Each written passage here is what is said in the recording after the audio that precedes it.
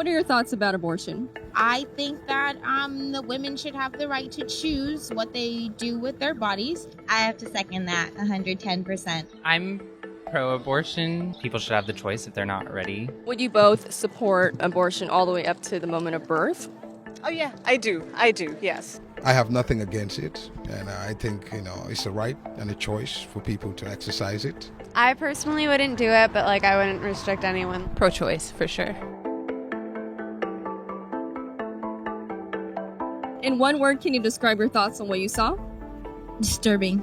Barbaric.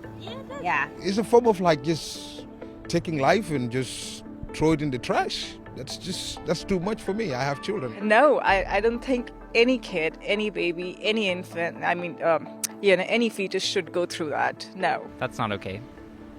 That's not okay. That changes my opinion. The videos that you guys showed me has changed my mind. Seeing that was really sad.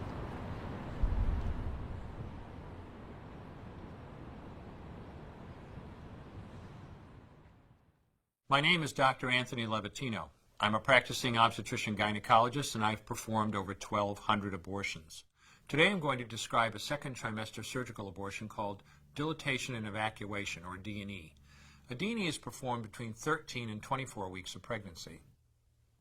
After administering anesthesia, the abortionist uses a weighted speculum, like this one, that opens the vagina widely.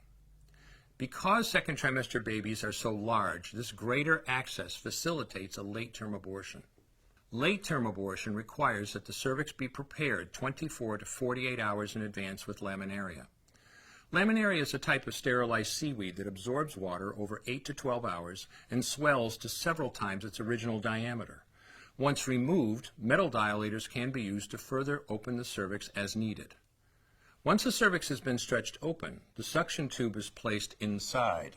A baby at 20 weeks gestation is as big as the length of my hand, from head to rump, not counting the legs.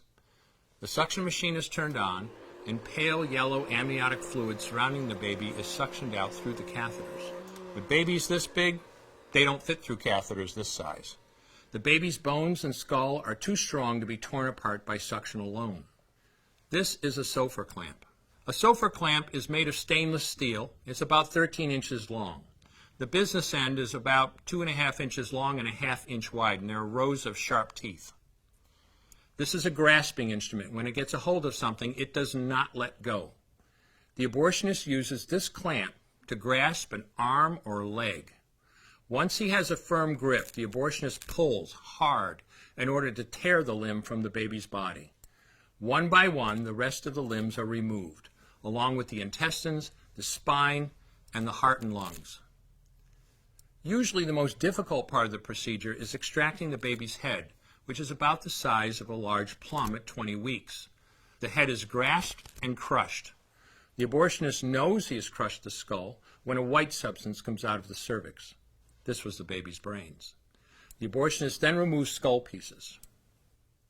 He removes the placenta and any leftover parts of the baby with a curette, scraping the lining of the uterus for any remaining tissue. The abortionist then collects the baby parts and reassembles them to make sure that there are 2 arms, 2 legs, and all the pieces. Once all the parts have been accounted for, the abortion is complete. For the woman, this procedure carries a significant risk of major complications, including perforation or laceration of the uterus or cervix, with possible damage to the bowel, bladder, and other maternal organs. Infection and hemorrhage can also occur, which can even lead to death.